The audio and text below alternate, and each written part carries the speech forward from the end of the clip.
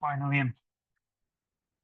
Bueno, como les había comentado, un poco la idea de este curso es dar algunas bases de una metodología muy importante que es la teoría del funcional de la densidad, lo que prácticamente nos ha puesto en forma operativa de poder calcular un sinnúmero de propiedades químico-cuánticas para todo tipo de sistemas, bueno, en particular sólidos, que es un poco el foco de este curso, que puede ser extendido a sistemas denominados potencialmente nanomateriales, y obviamente también para el caso de sistemas cero dimensionales, como pueden ser clústeres o moléculas. Acá el denominador común es esta metodología que en vez de trabajar con la función de onda, procura trabajar con algo vinculado con ella, que es la densidad electrónica.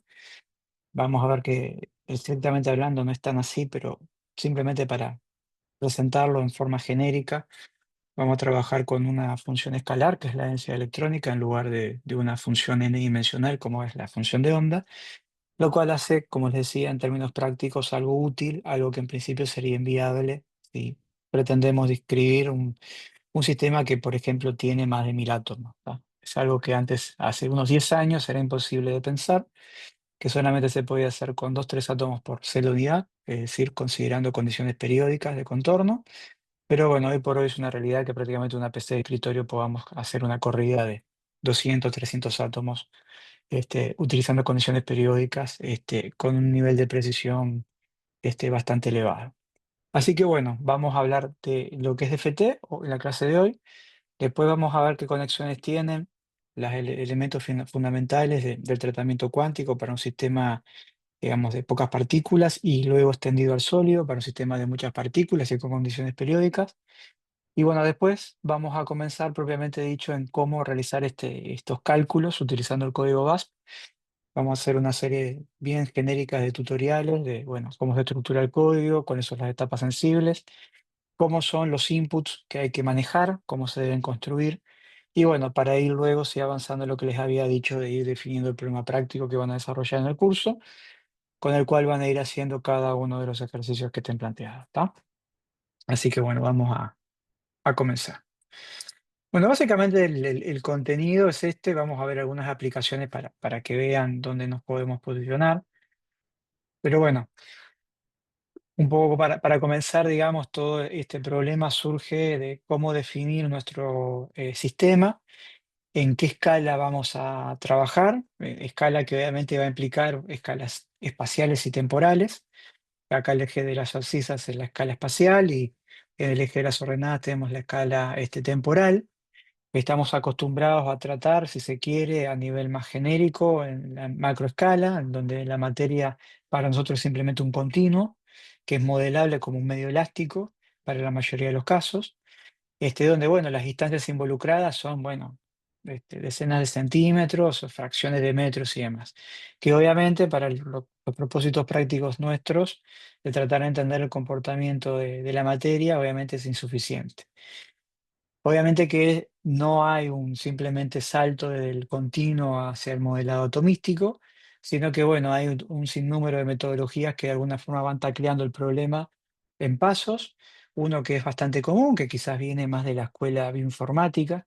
Hay gente que, por ejemplo, modela proteínas y modela virus, incluso acá en Uruguay, de Topastar, por ejemplo, que suelen utilizar los modelos que se llama de grano grueso, de coarse grain, donde uno define un elipsoide que tiene en determinadas regiones determinadas características electrostáticas, a su vez de determinadas características mecánicas, incluso viscosas, en la cual, bueno, un polímero, una proteína, un virus, lo puedo modelar en términos genéricos, como ese agregado que tiene distintas regiones con distintas características y propiedades físicas para justamente entender cómo el sistema evoluciona en términos dinámicos, cómo responde a un estrés, cómo responde a la temperatura y demás, ¿tá?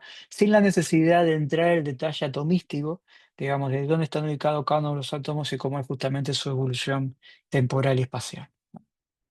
Así que bueno, es una posibilidad, para algunos propósitos prácticos es útil, porque obviamente nos permite trabajar con modelos más grandes, pero claramente si nosotros queremos entender determinados comportamientos electrónicos, como es modelar o conocer la estructura de bandas de de nuestro sólido, conocer nuestra densidad de estado electrónico, nuestro histograma de cómo están distribuidos los niveles electrónicos, tanto ocupados como no ocupados, necesito tener un tratamiento atomístico, es decir, necesito decir dónde están ubicados los átomos en promedio, cómo se van ocupando los distintos niveles electrónicos, para poder extender luego de allí las propiedades electrónicas, que van a ser tanto ópticas como magnéticas, como energéticas, termodinámicas, cinéticas, lo que a ustedes les ocurra.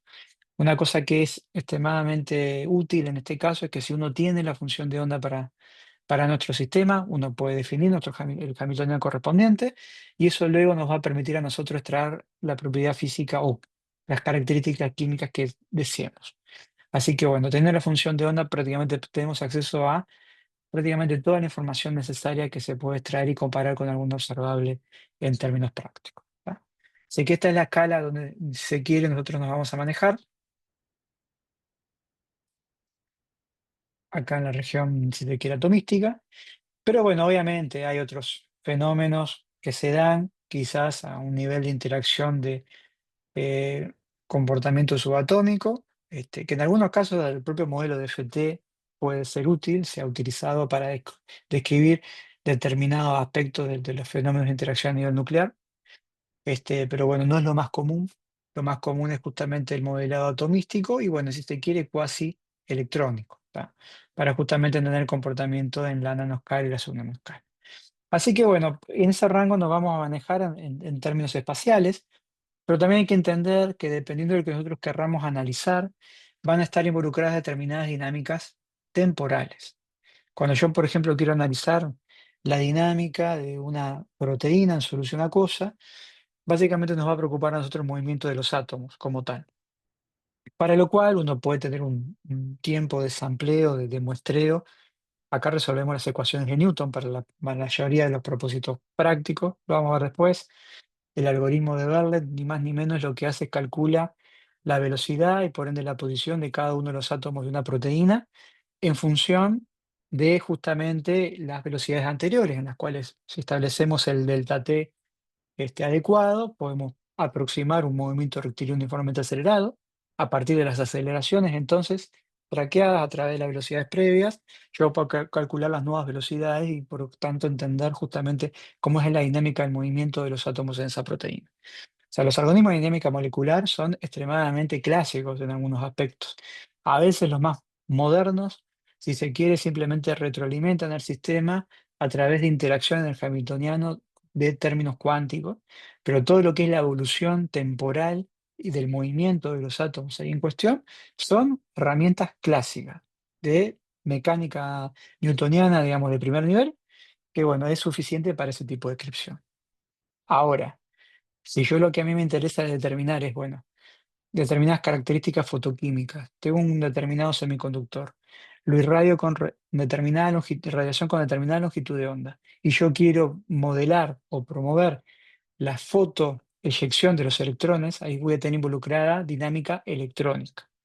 Los electrones, por ser mucho menos masivos, tienen tiempos obviamente característicos bastante más bajos que el movimiento de los núcleos, lo cual a mí me lleva a tener que manejar escalas que son a su vez más bajas que las que digamos en la dinámica molecular de los núcleos, femtosegundos, por ejemplo, para tratar de entender justamente los tiempos de inyección o de promoción de un orbital ocupado a un orbital desocupado por parte de un electrón. Eso obviamente va a implicar que al hamiltoniano que vayamos a desarrollar para justamente que describa adecuadamente nuestro sistema, lo voy a tener que muestrear en términos temporales con un paso cada vez menor. ¿Tá? Así que bueno, no es lo mismo decir, bueno, voy a hacer dinámica, bueno, hagamos un sampleo, hagamos cómo evoluciona el sistema con delta t de picosegundos. No, si hablando de picosegundos para los electrones es nada. Ahora, si hablo de pico segundo para trayectorias clásicas de átomo, movimiento de átomo, quizás para proteína va bien. Si quiero ver cómo se mueve un ion y un electrolito de una batería, bueno, ahí voy a tener que ir a tiempos del entorno de los nanosegundos, al menos. ¿Ah? Así que bueno, dependiendo de lo que queramos ver, es la escala que vamos a manejar a nivel espacial y también la escala a nivel temporal. Las herramientas que vamos a ver nosotros en el marco de este curso, que están promovidos por el DFT, nos van a ubicar justamente en esa región que les acabo de mandar. Así que bueno, ¿cómo se resuelve esto? Bueno, es un problema cuántico. Problema cuántico es a priori un problema de muchas partículas, concretamente de n partículas que serían los electrones de mi sistema. Después vamos a entrar en detalle en cómo vamos a tratar a los núcleos en estos casos. ¿Tá? Pero bueno, estamos hablando de materiales, vamos a hablar de núcleos y electrones. Los núcleos, por ser mucho más masivos, vamos a ver ahora toda una serie de características que necesitamos llevar adelante para justamente entender la dinámica de cuerpos más masivos y menos masivos. Los menos masivos van a ser los electrones, los más masivos van a ser los protones. ¿Tá? ¿Qué es lo que a nosotros nos va a permitir describir adecuadamente el sistema? Bueno, la confección del hamiltoniano respectivo aplicado a dicha función de onda, que en el marco de la aplicación de la ecuación de Schrödinger independiente del tiempo, se puede proponer como la siguiente, ¿no? El hamiltoniano aplicado a la función de onda es un autovalor, que en este caso concreto es la energía del sistema, multiplicado por la misma función de onda. Esta es una ecuación de valores propios. Así que bueno, ¿cómo se configura el hamiltoniano? Bueno, en todo este tipo de metodologías se ascriben a algo que se denomina como de primeros principios, first principles,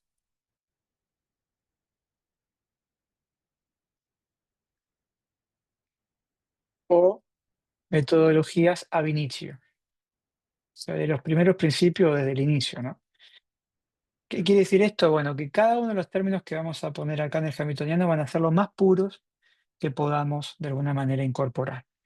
En primer caso, como pueden ver acá, estamos describiendo la energía cinética, bueno, el laplaciano, aplicado a la posición de los núcleos. La R mayúscula tiene que ver con los núcleos, con los protones.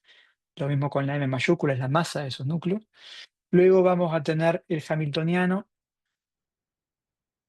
correspondiente, en minúscula, correspondiente a los electrones, donde R minúscula es la posición en cada electrón. Acá hacemos mención justamente a la masa de estos electrones. Así que bueno, acá tenemos los dos primeros términos. El primero, la energía cinética de los núcleos. El segundo, la energía cinética de los electrones. Luego vamos a tener los términos de Coulomb, electrostáticos. El primero de ellos, como pueden ver acá, es el producto de las cargas, E, la carga del electrón, E por Z, la carga del núcleo, siendo Z el número total de protones que este tiene. Y acá, como pueden ver, en el denominador es la diferencia entre la posición del núcleo respecto del electrón, es decir, la distancia núcleo-electrón. Así que tenemos un primer término coulombiano asociado a la interacción núcleo-electrón, y luego dos términos similares, que básicamente es la repulsión electrón-electrón, y el segundo, la repulsión o interacción, si se quiere, núcleo-núcleo. ¿Estamos bien hasta acá? Entonces, en principio, a priori no hay más términos necesarios a incorporar al hamiltoniano, simplemente su energía cinética y su energía potencial. La energía potencial, de alguna forma desarrollada en términos coulombianos. Interacción núcleo-electrón, repulsión electrón-electrón y repulsión núcleo-núcleo. Pero bueno, acá empiezan las aproximaciones que siempre las hay y acá no es la excepción. ¿Va? Vamos a realizar en primera instancia la aproximación adiabática, denominada también aproximación de Bohr-Oppenheimer, en la cual, por lo general, la masa del protón se va a considerar como mucho mayor que la masa del electrón, y si la masa de un protón en reposo es prácticamente 900 veces la masa del electrón en reposo, ni que hablar, la masa de los núcleos va a ser mucho mayor a la masa del electrón, ¿no? Porque los núcleos van a estar conformados por más de un protón, y en algunos casos obviamente con algunos otros neutrones allí involucrados. ¿Esto qué hace? Que bueno, ante una determinada fuerza de interacción, el cuerpo menos masivo se va a mover más rápido, entonces más rápidamente se va a reacomodar, mientras que el elemento más masivo se podrá reacomodar, pero obviamente con un tiempo característico mucho mayor. Esto hace que la dinámica de los núcleos quede claramente desacoplada de la dinámica de los electrones. Un poco lo que hablábamos hoy al principio, ¿verdad? De las escalas temporales. Las escalas temporales para los electrones son claramente más bajas, con tiempos característicos inferiores, que la de los núcleos. ¿Tá? Y eso de alguna manera yo lo puedo utilizar para simplificar el tratamiento de mi hamiltoniano. ¿En qué sentido? Voy a considerar que en promedio los núcleos van a quedar estáticos, ¿tá? y el electrón para una determinada configuración rápidamente se va a ubicar en el lugar de menor energía. Si estoy haciendo una dinámica molecular, bueno, luego el núcleo se va a mover, pero luego de realizado ese paso ficticio, rápidamente el electrón en esa nueva configuración se va a mover para ubicarse en el menor lugar o el lugar de menor energía. ¿Se entiende? O sea, los electrones se van a reacomodar rápidamente a un determinado arreglo o configuración de los núcleos. ¿Ah? Esa es la aproximación de von Oppenheim. Entonces, en términos comparativos, como siempre en estos tipos de sumatorias, como en la masa de los núcleos es mucho mayor que el electrón, lo vamos a despreciar este término en comparación con el término de energía cinética de los electrones. Luego, volviendo al caso de los núcleos, ¿se acuerdan? Acá teníamos la repulsión internuclear. Si para mí en promedio los núcleos no se mueven, entonces la contribución culómbica de esos núcleos es una constante. Y como ustedes saben, al hamiltoniano, a la energía total, si yo le agrego un término constante, físicamente no le está cambiando nada. Simplemente estamos cambiando la energía de base con la cual estamos comparando. Entonces, por ser una constante no va a ser relevante, lo voy a despreciar. Luego sí vamos a tener dos, si se quiere, términos bien propios, bien característicos del sistema, que son la energía cinética de los electrones, que eso sí, obviamente lo voy a tener que desarrollar en cada caso, que lo voy a denotar acá con la letra T. Y después vamos a tener la repulsión interelectrónica, la interacción culómbica repulsiva promedial entre cualquier par de electrones que yo tome, que lo voy a denotar con la letra V, ¿tá? Que son los términos que siempre hay que desarrollar y que a priori siempre vamos a tener, ¿tá? Que haber que ajustar. Y por último, que voy a pintar aquí en azul, vamos a tener esto otro, que fíjense que lo que es, era la atracción de los núcleos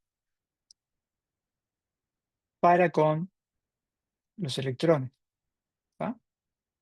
Entonces, si los núcleos se mueven menos que los electrones, y por ende los puedo considerar quietos, yo lo que voy a decir es que ese término va a estar directamente asociado a cómo se ubican los núcleos. Sé que en definitiva ahí, en ese término, va a estar almacenada la información de la estructura. O sea, la geometría de la molécula, la geometría de los átomos del sólido, de la superficie, de lo que ustedes estén tomando, para el cual justamente vamos a hacer este tipo de aproximación. ¿Ah?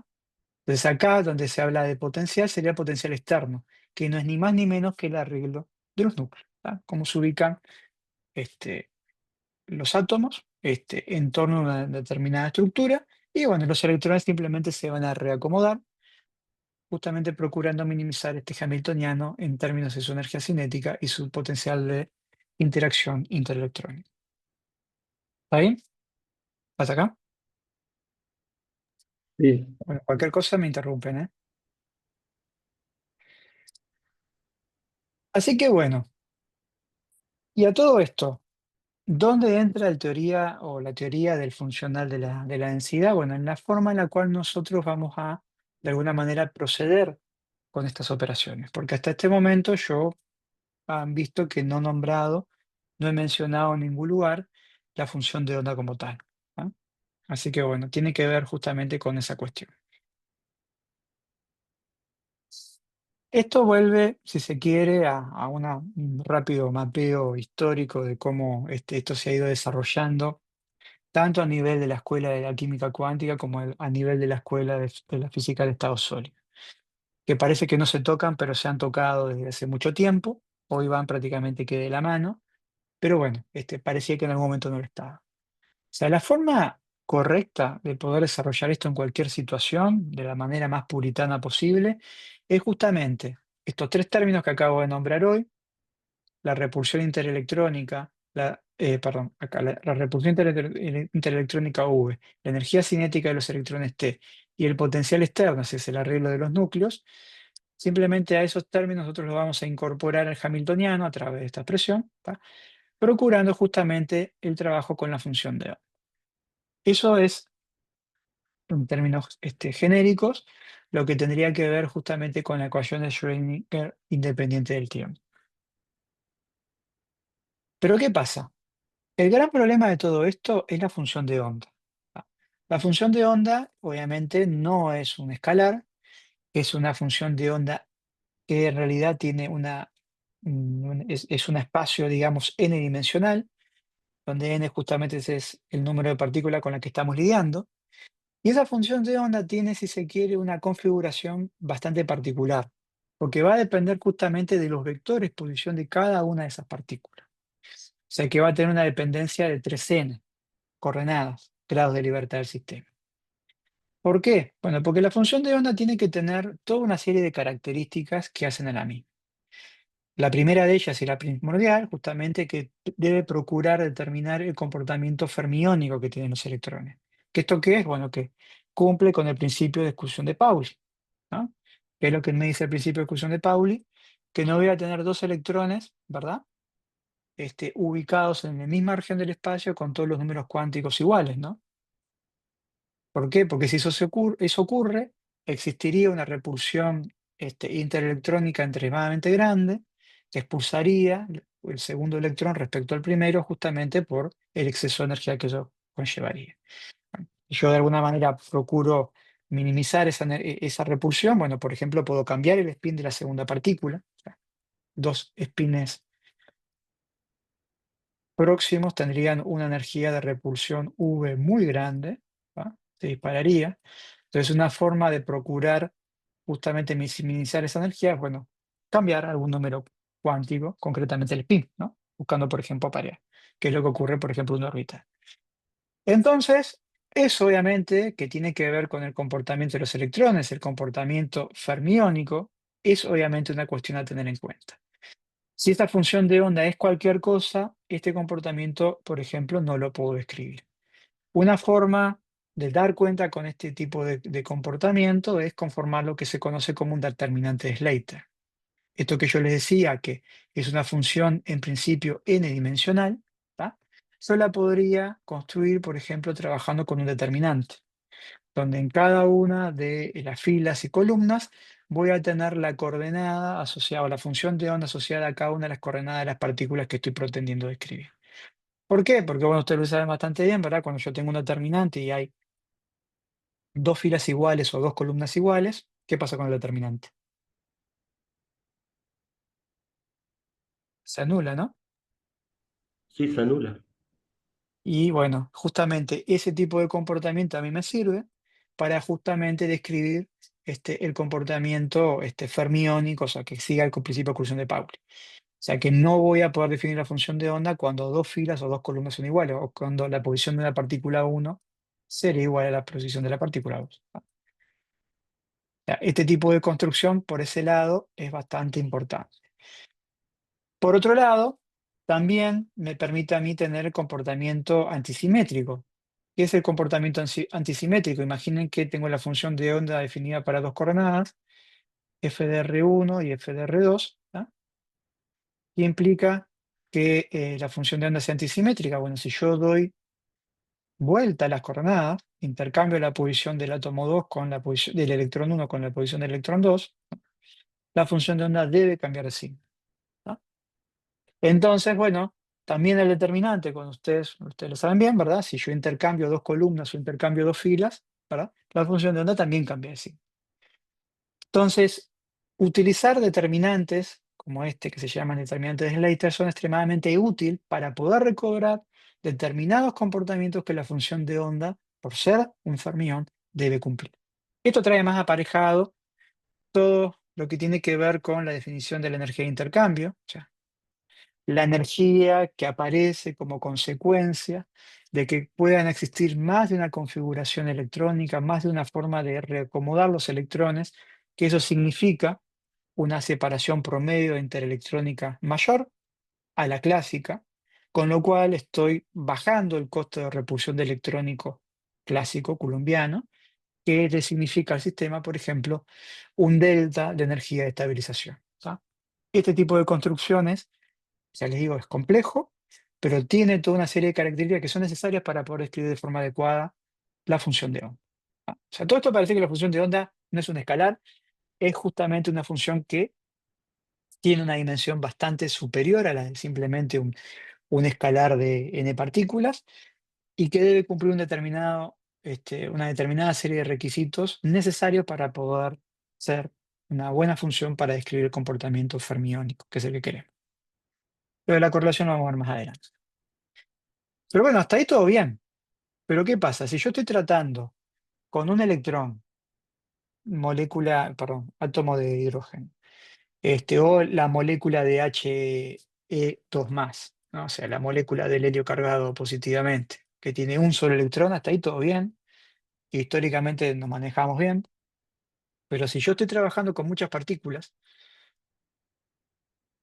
este n obviamente crece, el tamaño de estos determinantes se despegan y la parte operativa se complica, ¿no? Porque esas matrices yo las tengo que escribir, por lo general los códigos lo que hacen es tratar de mantener esas matrices en la memoria RAM de la computadora para que rápidamente se puedan ir haciendo las cuentas, o sea, no son cosas que se escriben en el disco y se vuelvan a leer, ¿tá? O sea, entonces mantienen la memoria RAM para justamente tener el hamiltoniano todo el tiempo ajustado, para ir diagonalizando instante a instante, tiempo a tiempo, y bueno, con eso configurar luego la energía total y todo lo que se desprenda de la misma. Así que bueno, para pocos átomos y pocos electrones ha estado todo bien, pero si yo quiero describir el comportamiento de muchos átomos y por ende muchos electrones, ahí empieza a estar todo mal, ¿tá? Es por eso que nos empieza a quedar corto la descripción de Hamiltoniano, trabajando con la ecuación de Schrödinger tal como la conocemos, para el caso de la función de onda sola. Entonces, ¿qué aparece allí? Bueno, aparece la posibilidad de trabajar con el teoría y los teoremas del funcional de la densidad. Primero que nada, una pregunta, ¿no? ¿Qué es un funcional? Bueno, es un funcional, es una función f que opera en el dominio de las funciones para darme y devolverme un número, un escalar, ¿tá? Es una especie de función de funciones. Para cada función f, definida en el mismo dominio, ¿tá? El funcional de dicha función f va a arrojar o debería arrojar el mismo valor, ¿tá? Así que bueno, el funcional va desde el dominio de las funciones y me va a devolver un valor real. O sea, el funcional entonces va a operar sobre cierto tipo de funciones, va básicamente a depender de la forma que de esta función va a tener, y bueno, justamente el resultado va a depender de eso mismo. Ejemplos, por ejemplo, cuando yo realizo la integral de una determinada función, eso es un funcional. La energía total de un sistema cuántico es un funcional de la densidad electrónica. O sea, el hamiltoniano va a operar no sobre la función de onda, sino sobre algo directamente vinculado a la densidad electrónica, que obviamente está en el dominio de R3, para devolverme un valor escalar que, por ejemplo, va a ser la energía total de mi sistema. Puede ser algo también tan simple como evaluar la función en determinado lugar. O sea, evaluar la función a t igual 0, eso es también un funcional. ¿Está claro? Así que simplemente es una función que va del dominio de las funciones y va a devolver un valor real. ¿Por qué es tan importante esto? Porque, como le dijimos hoy, ¿verdad?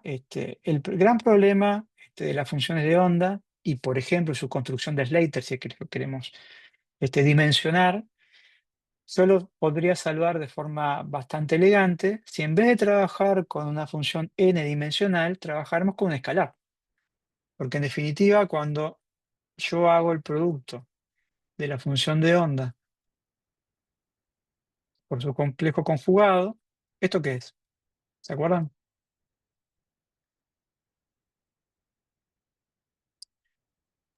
El módulo.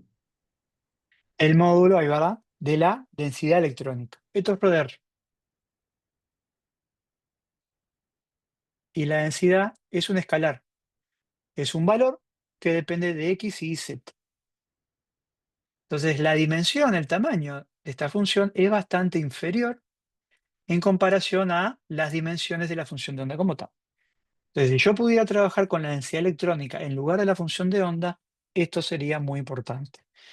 Y bueno, esto le quitó el sueño a muchos físicos y matemáticos y químicos durante mucho tiempo.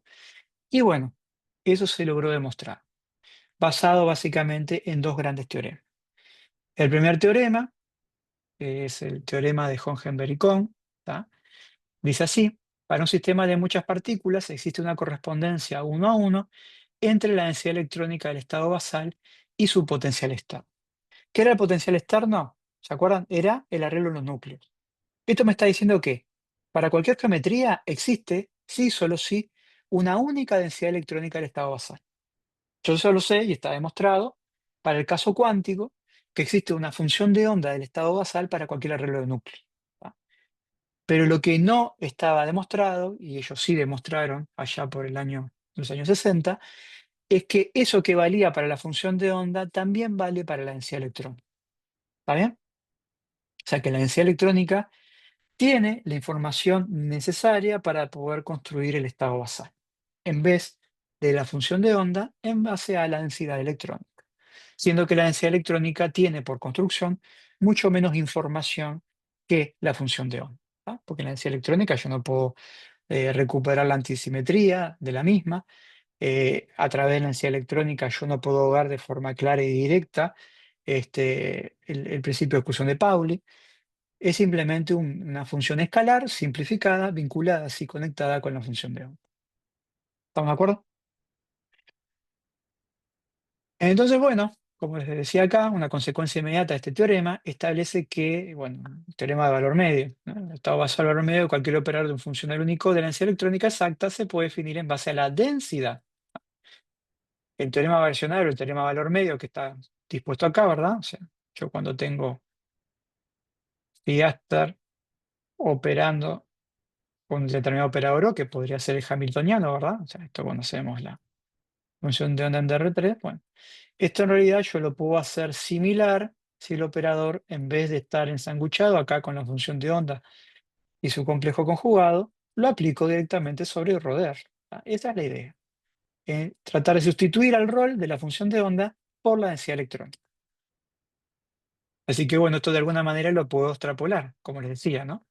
O sea, este ensanguchado que tenemos con la función de onda, lo podemos hacer con la densidad electrónica. T era la energía cinética de los electrones, V la correspondiente al potencial interelectrónico de repulsión, y después el potencial externo, la interacción núcleo-electrón, que de alguna manera me daba la información de la estructura con la que estamos trabajando.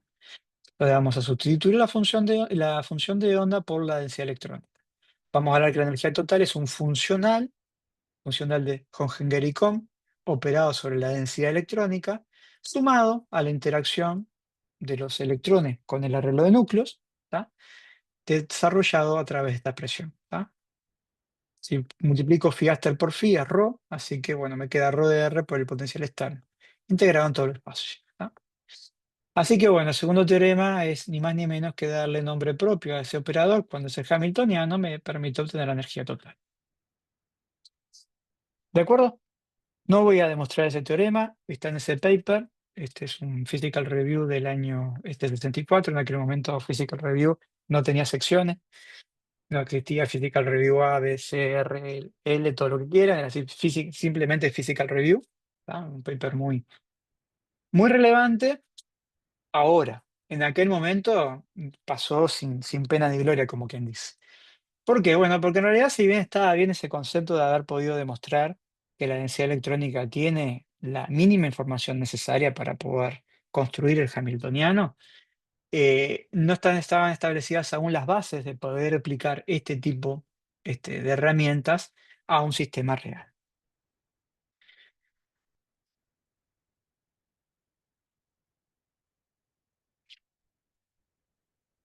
Antes de seguir a eso, a ver justamente cómo se ponía esto en términos prácticos en operación, simplemente destacar que bueno, el gran tema acá es que para cada arreglo de núcleos existe una única densidad electrónica basal.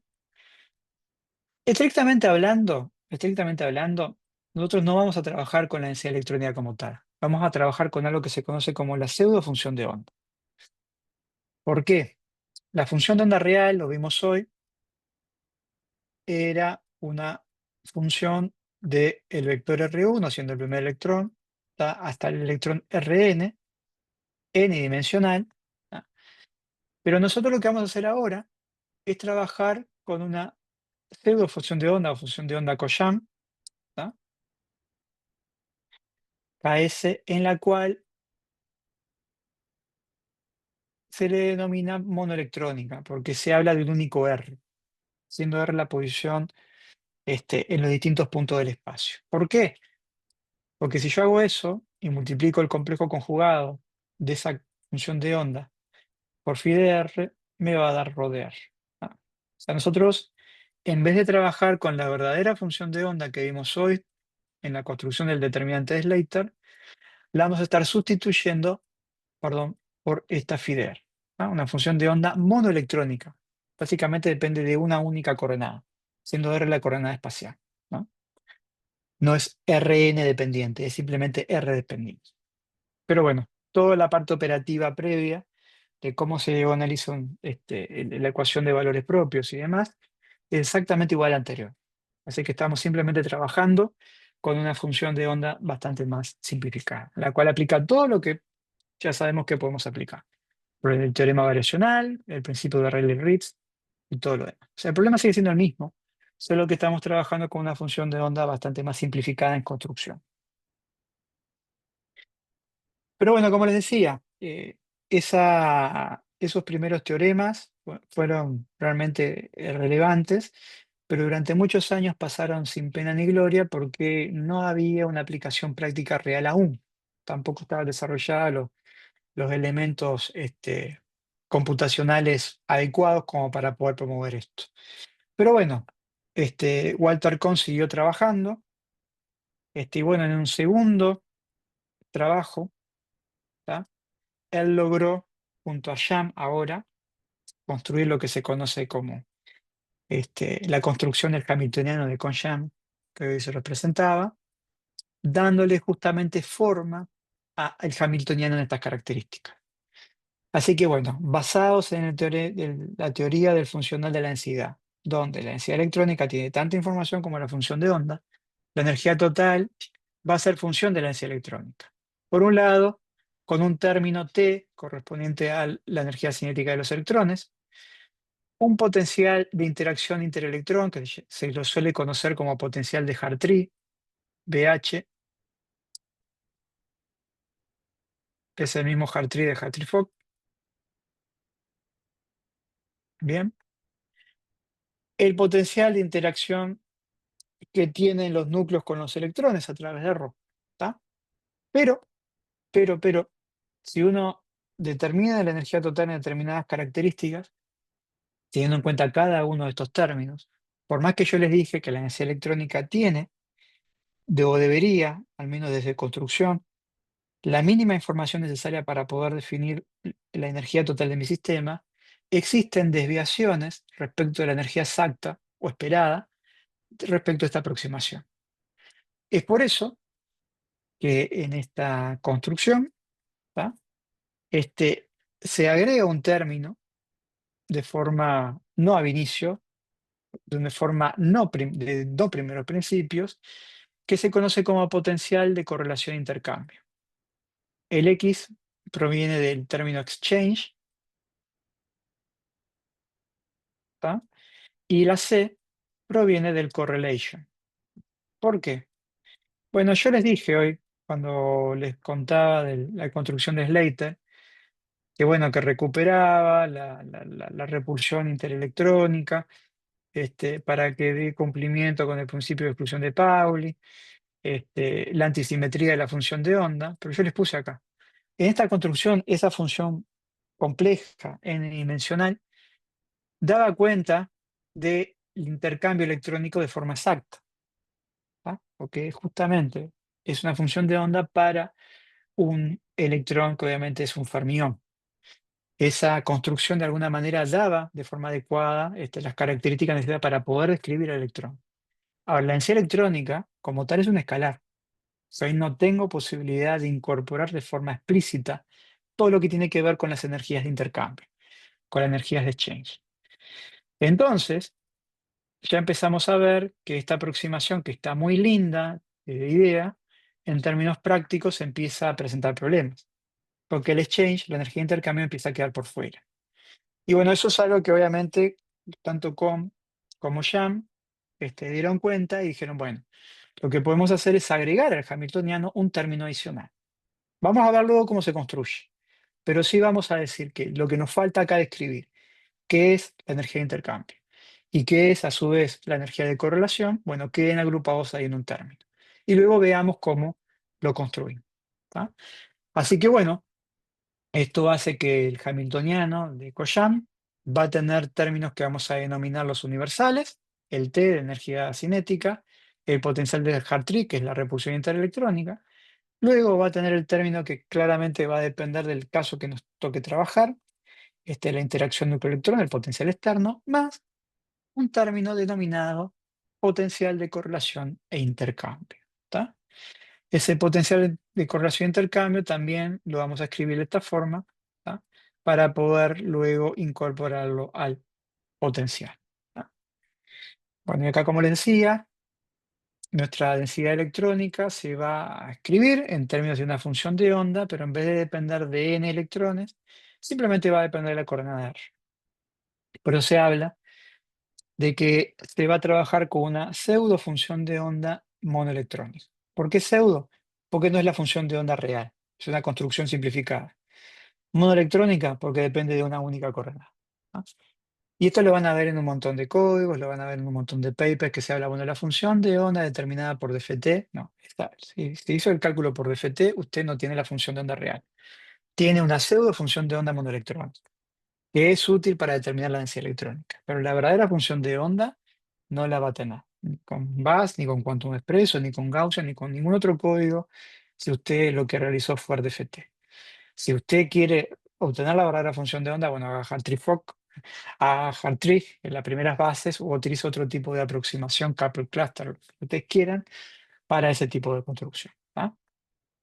Así que bueno, como resultado de la simplificación, como siempre, ocurren desviaciones y las debo de alguna forma de compensar.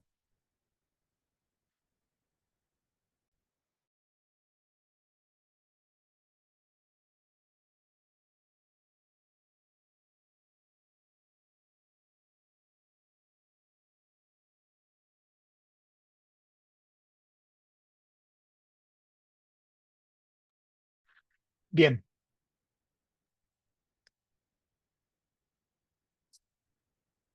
entonces bueno, ventajas del trabajo con DFT. Podemos determinar la densidad electrónica del estado basal utilizando funciones monoelectrónicas cuasi partículas no interactuantes. Se puede utilizar, como les decía hoy, todas las herramientas conocidas, utilizar incluso el teorema variacional, y podemos decir que si se realizan las correcciones adecuadas, se recupera un buen nivel de precisión. Desventajas, yo les dije hay que corregir el hamiltoniano, hay que de alguna manera trabajar con el funcional de correlación de intercambio, el cual no es conocido. Hay mucha gente, pese en la búsqueda del salto grial, del verdadero funcional de correlación de intercambio, el funcional de correlación de intercambio que resuelva todos nuestros problemas, que obviamente aún no se conoce. Lo que tenemos son muchas aproximaciones más eficientes, menos eficientes, más pesadas, más livianas, y eso obviamente termina de alguna forma definiendo el costo computacional que esto puede llegar a tener. Simplemente para que se haga una idea. Yo puedo utilizar un funcional de correlación extremadamente preciso, extremadamente adecuado, que me corrige muy bien energías termoquímicas, por ejemplo, de atomización, reproduzca muy bien energías de afinidad, este, comportamientos, por ejemplo, de energías de gap, o separación humo-lumo muy precisas, pero pueden ser 100 veces el tiempo de cómputo a simplemente unos primeros niveles de aproximación de funcionales de correlación de intercambio. Cuando una cuenta dura un mes, que a mí me demore 2 meses, quizás no sea mucho, pero algo que me demore un mes, me demore 10 meses, es prácticamente un año. Y es ahí donde uno tiene que empezar a tomar decisiones sobre qué funcionar elegir o cuál implementar para un determinado tipo de cálculo. ¿No? Así que acá empiezan las decisiones realistas, como toda metodología, de qué hacer y qué no hacer. Bueno, tan importante fue estos avances que, bueno, Walter Kohn, físico él, físico teórico, recibió el premio Nobel, no de física, sino de química, allá por el año 98. No sé si es muy buena noticia para él, creo que no se habrá quejado por el dinero, pero obviamente él aspiraba al Nobel de Física como tal. Pasa que la verdad del asunto es que el mayor impacto que tuvo la teoría funcional de la densidad fue en la comunidad de los químicos cuánticos y la gente que trabajaba en física, pero del ámbito de los materiales, eh, con lo cual obviamente recibió su reconocimiento, no solo compartido con John Pople, que está acá, ¿tá? Que es un químico cuántico, que bueno, fue el fundador de la empresa Gaussian. ¿Han escuchado alguna vez del código Gaussian? Muy utilizado en nuestra escuela química, que está mucho más acentuado para la descripción de moléculas. Se puede utilizar para sólidos, pero está bastante más limitado en las cosas que uno puede llegar a obtener, por ejemplo, propiedades vibracionales, simulación de espectros infrarrojos, simulación de espectros Raman. Gaussian no lo puede hacer para sólidos, solo para moléculas o sistemas cero dimensionales, entre otras cosas. Bueno, pero como ese código que es pago, permitió que prácticamente para cualquier persona en cualquier PC común y corriente pudiera llegar a llevar adelante un cálculo químico cuántico, se entendió que bueno, los dos contribuyeron de forma significativa a la popularización de las herramientas de química cuántica, con lo cual, bueno, es por eso que se le terminó otorgando el premio Nobel a los dos, de forma compartida en el año 98, y premio Nobel de Química. Bien. Bueno, ¿cómo se pone en práctica esto? ¿Tá? Yo les decía, bueno, esto básicamente pasó por fuera del radar, en algún momento alguien lo tomó, se empezó a popularizar y bueno, terminó un premio Nobel y los papers, los primeros papers de DFT siguen siendo los papers más citados año a año en la comunidad. Lo pueden verificar en cualquier buscador de revistas, Scopus, Google Scholar y demás. ¿Tá? Porque bueno, es la base de las metodologías que vayamos a utilizar, más allá del código que utilicen ustedes. Bueno, en el segundo paper, en, este, en el paper del año 65, Conn y Young dieron una primera aproximación a justamente cómo podía llegar a construirse el funcional de correlación e intercambio. ¿Cómo lo hicieron? De esta forma. Dijeron lo siguiente. Yo sé que la energía total, la energía basada en DFT es E de Rho, es igual a la energía cinética de los electrones, T, más el potencial de repulsión interelectrónico, que obviamente es función de la herencia electrónica, más el potencial externo, el arreglo de los núcleos, ¿tá? En función de Rho. Y obviamente está lo que me está faltando describir, que es el término de correlación e intercambio. Ahora, si yo tengo una situación en la cual yo puedo aproximar la energía, llamémosle la de este lado energía exacta, que es esta. Pasamos restando la energía electrónica promedio, cinética. Pasamos restando la energía de repulsión interelectrónica, Rho. Vamos a tomar una situación en la cual el potencial externo de los núcleos es despreciable, cero. Vamos a poder despejar el funcional de correlación e intercambio. La pregunta es, ¿qué tomamos como energía exacta? Bueno, lo que hicieron con Isham es, bueno, asumieron lo que se conoce como el modelo de Schellium, ¿tá? El modelo en el cual los núcleos están de alguna manera uniformemente distribuidos, una determinada matriz, de forma tal de que están perfectamente compensados la carga de los núcleos con los electrones, que es lo que nos permite a nosotros llevar a cero el potencial externo. Entonces, únicamente lo que vamos a tener es Rho. ¿Tá? De la misma forma que hacemos cuando hacemos el modelo de electrón libre en estado sólido, lo mismo. ¿Tá? Vamos a de alguna forma dejar de lado el arreglo de los núcleos. Simplemente los núcleos lo que van a promover es la electroneutralidad del sistema. ¿Tá? Y bueno, ¿pero qué tomamos de energía exacta? Bueno, se podían hacer y hay cálculos de Monte Carlo cuántico que eran considerados exactos para determinados valores de densidad electrónica. Un gas de electrones más o menos concentrado con distintos valores de Rho. ¿Ah? Esos valores están tabulados. Si a eso yo calculo la energía cinética para cada uno de esos valores de ρ, calculo la repulsión interelectrónica para cada uno de esos valores de ρ y se lo resto a la energía de Monte Carlo cuántico para determinado valor de ρ, puedo construir esta gráfica que está acá abajo, que es la energía de correlación e intercambio. Esto es extraído del paper de CoinJam en función de R. ¿Qué es R? Bueno, en realidad, este, el diferencial volumen es 4 tercios de pi r cubo, ¿no? Entonces, bueno, de ahí yo puedo normalizar y obtener el R para cada uno de los valores. Entonces, para un sistema real, imagínense, no sé, un grafito, por ejemplo, si voy a tener un sistema en capas, donde están los átomos de carbono, voy a tener regiones de una determinada ρ, llamemos ρ1. Después voy a tener determinadas regiones interlámina, donde la densidad electrónica va a bajar, vamos a tener una ρ2. La densidad electrónica en la capa 2 es menor que la densidad electrónica en la capa 1. Entonces yo lo que puedo hacer es mi sistema dividirlo en trozos, en elementos infinitesimales de volumen. A cada uno de esos volúmenes asignarle un determinado valor de densidad. Y como yo tengo calculado la energía de correlación de intercambio para cada valor de ρ, bueno, yo voy sumando y agregando el hamiltoniano el término correspondiente al cociente de intercambio en función de la sumatoria de los distintos infinitesimales volumen que yo considere, cada uno con su respectiva densidad. ¿Está bien?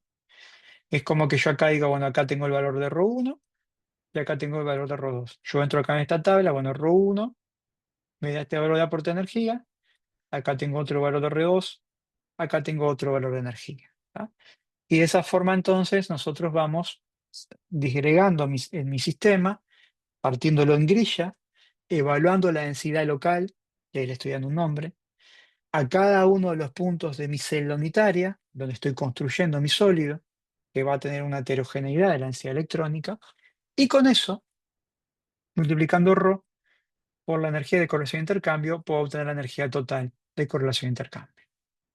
Así que bueno, estamos viendo acá, en primera instancia, lo que vendría a ser la construcción de lo que se conoce como aproximación de densidad local. Local Density Approximation. ¿Tá? Eso fue incorporado en el segundo paper de Com, ¿tá? Que obviamente fue lo que puso en práctica, si se quiere, el FT. ¿Se entendió la idea?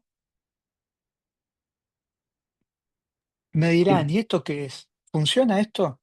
Bueno, hasta el día de hoy esto se usa. El LDA funciona y funciona muy bien. ¿Cuándo? Elementos de la tabla periódica de las primeras columnas. ¿Tá? Cuando hablamos de litio cero, sodio cero, este, sistemas con, si se quiere, pocos electrones, donde los electrones de valencia están bastante bien apantallados, por decirlo de alguna forma, donde el modelo del electrón libre funciona muy bien. Para esos casos, la aproximación de LDA, por concepción, funciona. Hasta incluso en el grafito funciona. Hay algunas cuestiones del grafito que no andan del todo bien, pero el grafito es un sistema heterogéneo. Las láminas del grafeno son ricas en densidad electrónica, el espaciamiento interlámina es bastante más, venido a menos si se quiere, en densidad electrónica, pero así todo funciona y se sigue utilizando. Hay algunas metodologías que agregan de forma ad hoc términos al hamiltoniano, funciones de penalización, lo que se conoce como corrección de Hubbard y demás, en la cual justamente de forma muy barata se le agregan algunas correcciones a mano, no ab inicio, no de primeros principios, para describir, por ejemplo, un correcto comportamiento de óxidos de metales de transición. Y eso se utiliza el día de hoy. ¿Por qué? Porque es barato computacionalmente. ¿Va? Porque si yo agrego mucha corrección más y agrego dependencia de densidad electrónica de forma mucho más elaborada, la forma en la cual construyo las matrices, la forma en la cual yo hago el proceso de diagonalización va enlenteciéndose. Y eso obviamente se traduce en incremento de tiempo de cómputo. Ah, vamos a ver ahora que esa, si bien fue la primera aproximación y sigue siendo válida, después aparecieron otras. La aproximación de la densidad local, ¿está bien? Partición del sistema. Para cada valor de ρ voy a tener un determinado aporte de la energía total de correlación de intercambio, pero prácticamente no hay comunicación entre lo que ocurre en este sistema para un ρ1 y un ρ2. ¿Va? ¿Por qué digo comunicación? Porque el siguiente paso para corregir esto es incorporar la información del cambio. ¿Cómo? Que la energía de corrección del cambio no solamente depende del RO local, sino que depende de cómo cambia la energía electrónica. O sea, cómo cambia en función del gradiente de la energía electrónica. Entonces, a incorporar una siguiente variable a la energía de correlación con el gradiente de la energía electrónica. ¿Tá? Y ahí se conformó lo que se conoce como GGA, Generalized Gradient Approximation. ¿Tá? O sea, la aproximación del gradiente generalizado. Es incorporar la energía de corrección del cambio, no solamente el valor de la densidad local, sino cómo cambia de un punto al otro. ¿Y eso suma? Sí. Este es el funcional que en el 99.9 de los casos de cualquier cálculo de FT la gente usa. Y es el 100% de los casos míos. ¿Tá? Pues yo prefiero siempre, y lo discutiremos bastante a lo largo del curso, arrancar con un funcional estándar que funciona en cualquier situación y luego, bueno, hacer la discusión acorde a cada uno de los casos. Porque uno se puede abrazar a un funcional de los más nuevos, que funciona muy bien, que tienen 100 órdenes de magnitud más lento en tiempo de cómputo que algunos de estos estándar, y anda muy bien, por ejemplo, para una energía de gap, pero anda muy mal para las propiedades vibracionales. Entonces me caso en un aspecto, en una dimensión, y pierdo en otro. Entonces yo prefiero funcionales estándar que andan más o menos bien en todo, y después hago el particular énfasis en una determinada propiedad. El GGA corregido con Hubbard, por ejemplo, que es muy malo para gap, yo le pongo un potencial de repulsión ad hoc, recupero el gap que yo quiero y mantengo buenas propiedades termoquímicas, mantengo buenas propiedades electrónicas, concretamente de momento magnético, tengo buenas propiedades vibracionales. ¿Tá? Puedo simular muy bien el espectro infrarrojo y el espectro ramo. Son decisiones, ¿no? Pero bueno, acá hay mucha gente que se dedica estrictamente a desarrollo, a inicio, de nuevos funcionales de corrección de intercambio, procurando eso, la famosa escalera al cielo, donde el cielo es la exactitud, donde el funcional de corrección de intercambio se construye de la forma más puritana posible, y obviamente es acá donde el método hace rato, a nivel de efecto, dejó de ser ab inicio. Porque aquello que al principio era energía cinética y potencial de repulsión o atracción culómbica, quedó atrás, ¿no? Estamos metiendo acá a mano algo que me permita llegar al valor exacto. Por eso que hay mucha gente que dice que el DFT no es ab inicio. Y en realidad no, no lo es. Pero es bastante más ab inicio que la gente que hace modelado fenomenológico, que tiene una ecuación que básicamente se cumple bajo ciertas condiciones estrictas, y bueno, y de ahí a veces hacen magia, extrapolan a otras cuestiones que nada tienen que ver. Entonces, dentro de este tipo de metodologías, yo lo que me gusta decir es, bueno, es bastante ab inicio. No es 100% ab inicio, pero es bastante ab inicio. ¿Cuándo dejó de ser ab inicio? En el momento que agregamos al hamiltoniano este término, el de correlación de intercambio. ¿Por qué lo agregamos? Porque por sí solo, si no lo incorporamos, no vamos a poder reproducir de forma adecuada las propiedades electrónicas más relevantes que pretendemos describir. ¿Claro hasta acá? Entonces, esas correcciones, como les dije, la primera, la primera aproximación era la LDA, la Local Density Approximation. Solamente dependía de RO. El siguiente nivel de corrección, aparte del RO, incorporaba el gradiente, cómo cambiaba. ¿Por qué se le llama generalized? Bueno, pues si uno pone algo que simplemente depende del RO en el hamiltoniano, genera divergencia. Y el hamiltoniano obviamente no se puede construir, no se puede diferenciar. Entonces se le agrega un par de parches a ese gradiente para evitar las divergencias. Entonces, como es un gradiente emparchado, se le llama generalizado. Esa es la razón por la cual se llama así este funcional. Después están estos, que son los que están ahora de moda, que son los meta-GGA, que aparte de depender de ρ, de cómo depende con el gradiente de la energía electrónica, bueno, cómo depende con el gradiente secundario, ¿no? La derivada segunda, con el laplaciano de la densidad electrónica. O sea, le agregamos un siguiente orden de corrección variable de la densidad, ¿no? Estos funcionales meta-GGA, bueno, lo que tienen es que toman entre 4 y 5 veces el tiempo de cómputo de un funcional estándar. De vuelta, se pueden usar, están muy bien, pero bueno, ¿en qué lo pago? Lo pago en el tamaño de las matrices que tengo que conformar, el que se me consuma la memoria RAM de las máquinas locales o del centro de cómputo donde estemos trabajando, y que el tiempo se empieza a disparar y a hacer que no sea viable la cuenta. ¿Ah? Después Hay otro tipo de funcionales, vamos a tener una clase exclusiva de funcionales, ¿ah? Yo simplemente se los nombro ahora para que les queden titulares, en los que se les denominan funcionales híbridos. Yo dije hoy, estamos trabajando con la densidad electrónica, que no es la función de onda. Como no es una función de onda, pues construcción, perdí el detalle del tratamiento del exchange electrónico de forma pura. Hay formas de recuperar el exchange puro a través de la densidad electrónica. Lo estamos viendo acá, ¿no? Es el término de exchange con una construcción del tipo Hartree-Fock. Esta cuenta es costosísima. Dos órdenes de magnitud de incremento de tiempo. Imaginen, algo que le cuesta un día hacer a nivel de DFT común, le puede costar 100 días en tiempo de cómputo con este funcional. Que en la corrección de energías de gap de semiconductores es de los mejores que hay. En algunos casos sobreestima los gaps. Pero bueno, el tema es que es extremadamente costoso. Hay algunos parches que se le agrega para que esos tiempos de cómputo bajen un poco. Pero bueno, estamos hablando de un funcional que puede ser muy preciso en ciertas propiedades electrónicas, pero que bueno, en tiempo de cómputo, como le estoy diciendo, 1 a 2 órdenes de magnitud de incremento del tiempo de cómputo, lo hace inviable. Y además, si lo otro era poco de inicio, esto menos aún. Estos funcionales ajustan estos parámetros como están acá, que es un factor de mezcla, de forma numérica, para poder reproducir determinados valores. Entonces están ajustados a mano para que reproduzcan determinadas propiedades. O sea, ni siquiera es que calcule el exchange exacto y lo pongo como tal, ¿no? No puedo a veces poner el exchange exacto, tengo que poner un porcentaje del exchange exacto, porque ya en el Hamiltoniano a veces por error algo de exchange se incorpora, ¿tá?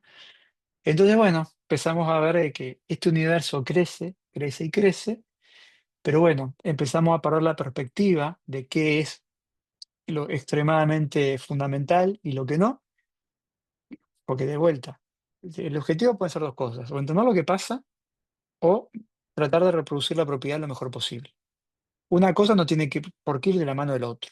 Si mi objetivo es simplemente reproducir de la mejor forma un espectro de resonancia magnética nuclear o expresar de la mejor forma una determinada banda vibracional infrarrojo, pues es un objetivo en sí mismo. Entonces, procuraré el mejor funcional que reproduzca eso lo mejor posible. ¿Para qué? Bueno, para expresar mi espectro completo, para decir que mi molécula presenta determinada propiedad y ya está, fin. O de alguna manera, sin tener tanto costo computacional, pierdo un poco en la descripción del valor teórico, constante apantallamiento, en el caso de RMN, o determinado frecuencia vibracional, en el caso de, de espectros de infrarrojo de Raman, pero quizás con un funcional más estándar, con un cálculo más rápido, puedo hacer otras cosas. Por ejemplo, para el sistema que acabo de modelar y que recupero bien sus propiedades, puedo modelar y proponer otras propiedades que aún no han sido medidas, ¿ah? Que eso justamente es también una de las esencias que tiene FT, la propiedad de predecir.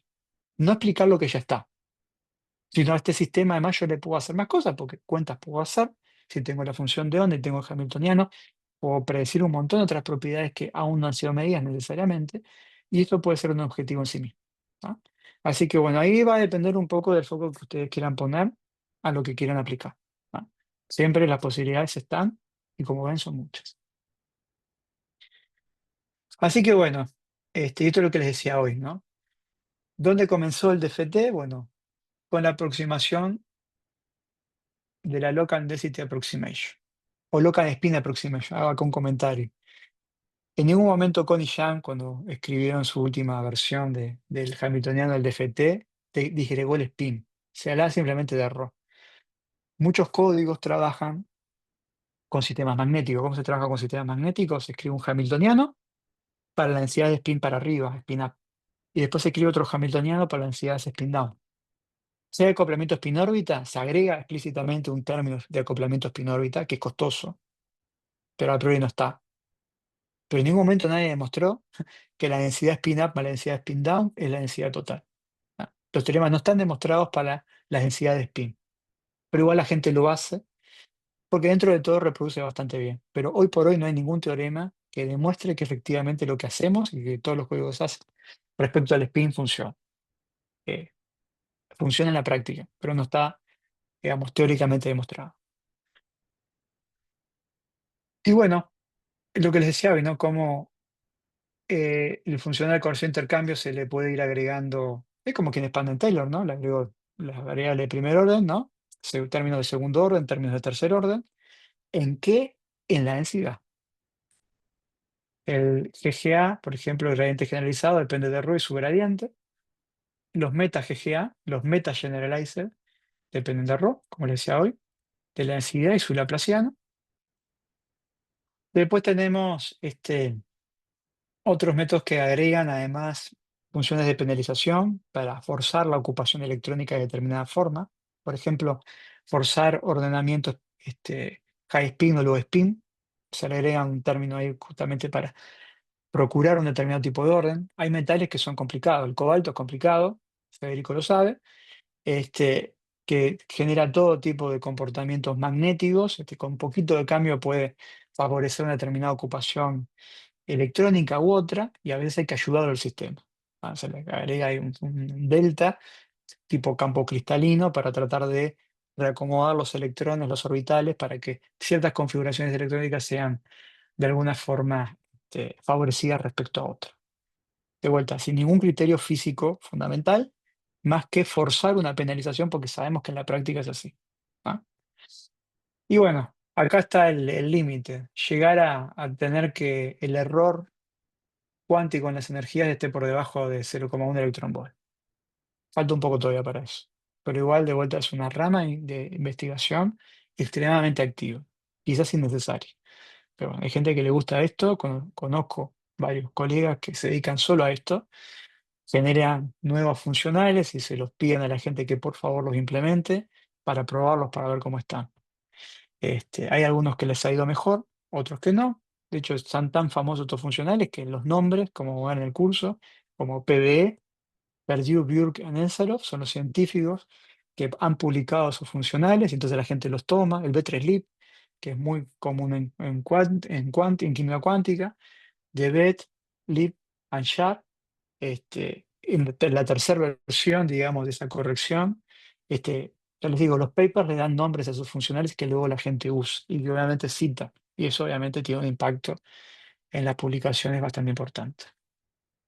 Bueno, si les parece, hacemos una breve pausa de unos 10 minutitos, ¿les parece bien? Y seguimos hasta las 4 como habíamos previsto. ¿De acuerdo? Vale, bárbaro. Impecable. Nos vemos en 10. Sí, estoy acá yo. Bárbaro. Bueno, simplemente para poner en números o en ejemplos de lo que estamos hablando, acá por ejemplo se compara eh, para distintos funcionales que son de dos tipos. Por un lado, déjeme marcar acá en rojo, LDA por un lado y después dos funcionales GGA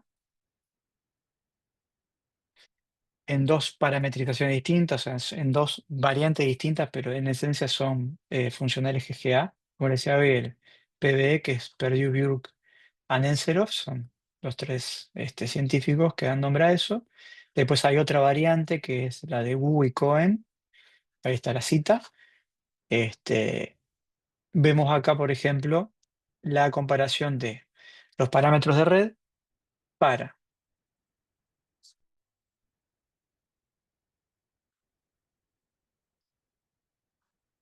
disculpen, a ver,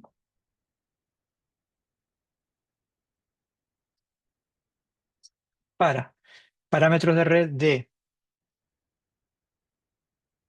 tengo un problema ahí,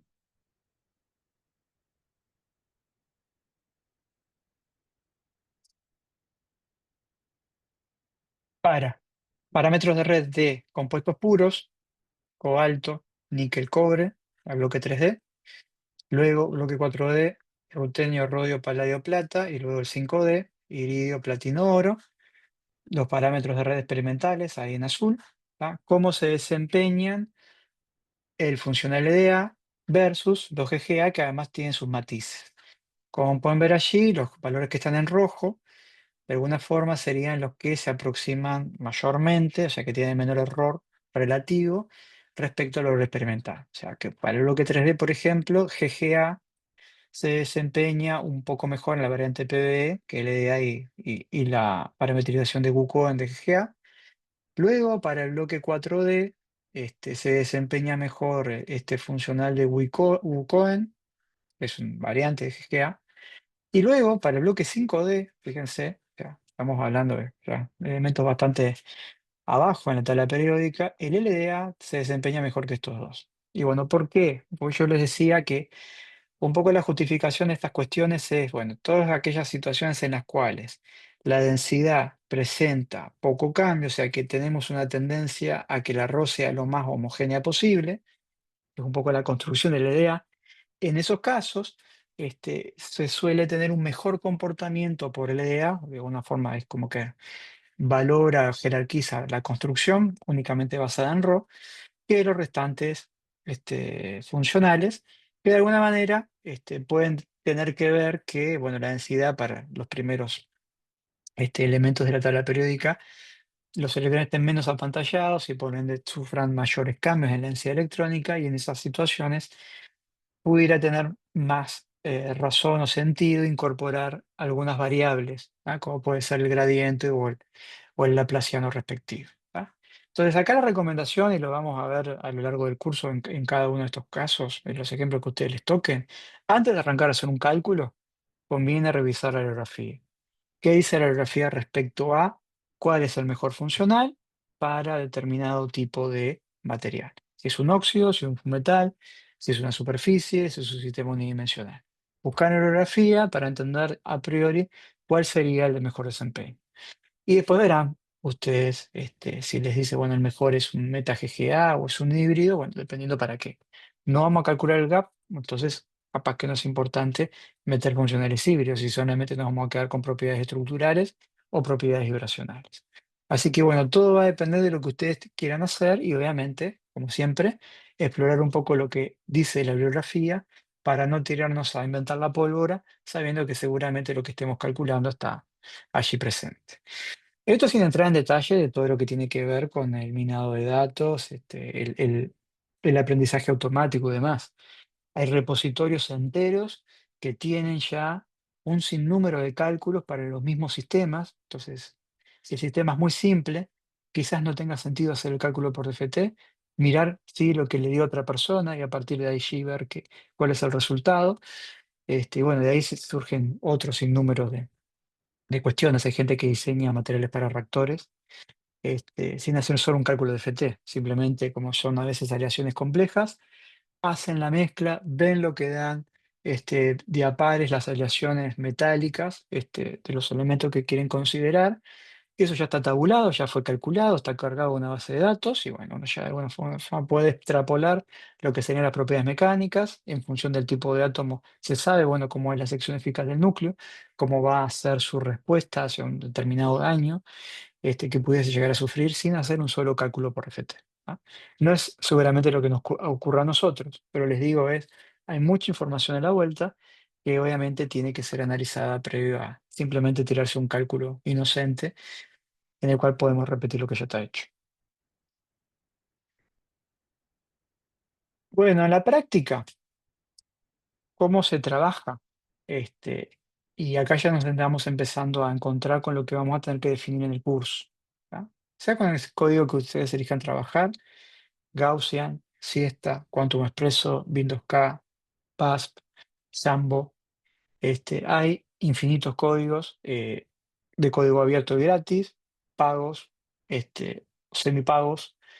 Y bueno, todos van a de alguna forma tener una base constructiva similar. Hay diferencias, la vamos a ver ahora que básicamente nos van a definir a nosotros, bueno, cuando armemos el input, decir, bueno, hasta acá vamos a trabajar con nuestras funciones de onda, de esta forma la vamos a expandir, de esta forma vamos a fijar su precisión, de esta forma vamos a mapear y samplear el espacio recíproco a la hora de determinar las bandas, determinar la densidad de estados y demás. ¿Tá? O sea que vamos a empezar a ver ahora poco a poco cuáles son los aspectos más importantes a la hora de definir el tamaño de las bases con las que vamos a trabajar.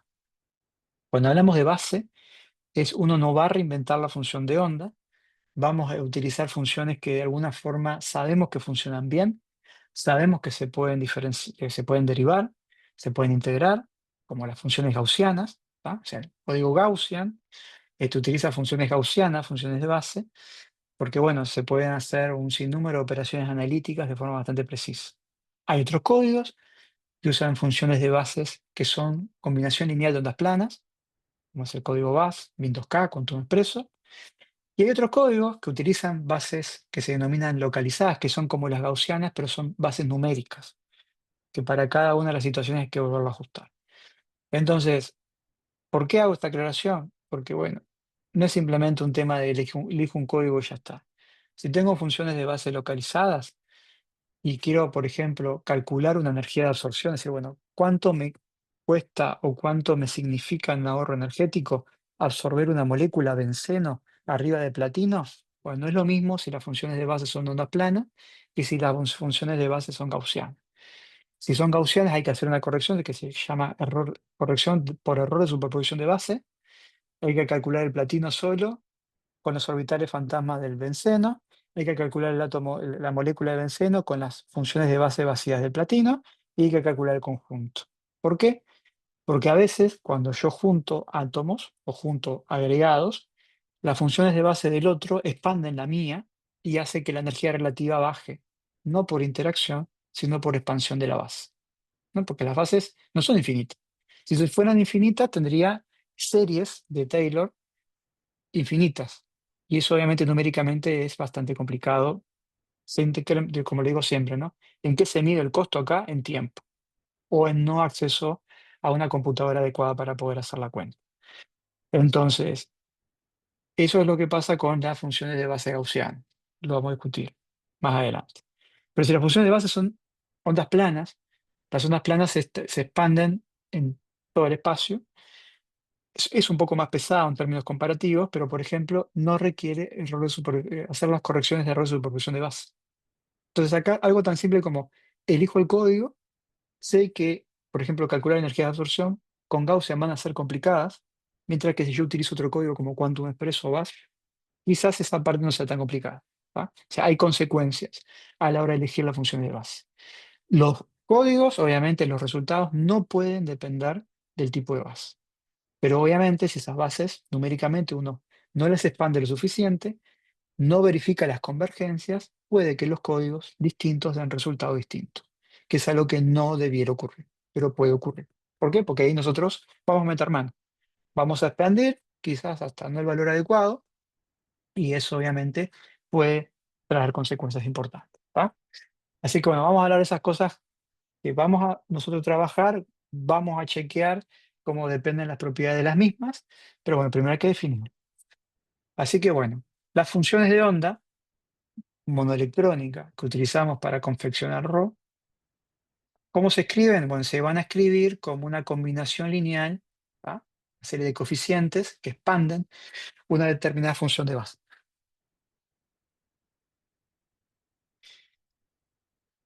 Luego que eso está así disponible, esas funciones de base expandidas se van a incorporar al Hamiltoniano.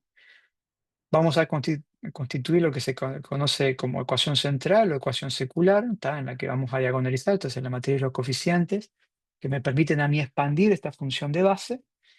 Y luego, para cada uno de estos casos, vamos a justamente volver al Hamiltoniano para justamente tomar las derivadas sucesivas y, bueno, calcular cada uno de los elementos del mismo y diagonalizar esta matriz. ¿Tá? Es una ecuación de valores propios con la que estamos trabajando.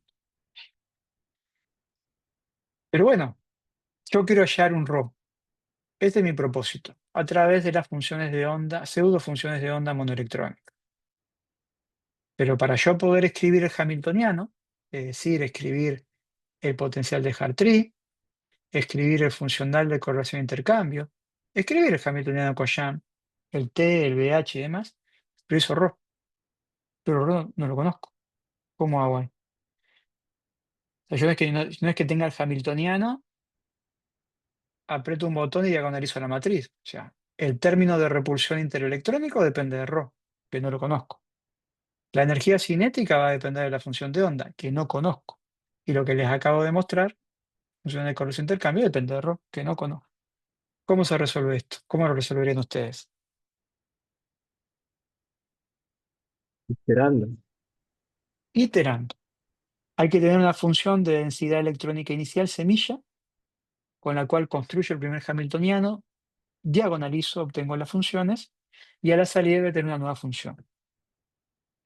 Y ese proceso me va a generar una nueva rho, que la voy a mezclar con la rho del siguiente paso, por eso hablamos de un rho del paso anterior, rho del n-1, que ¿cómo se compone? Bueno, el rho del paso siguiente, el rho del paso n+1, es igual a un determinado alfa por la rho del paso que estoy corriendo, n, multiplicado por 1 menos alfa,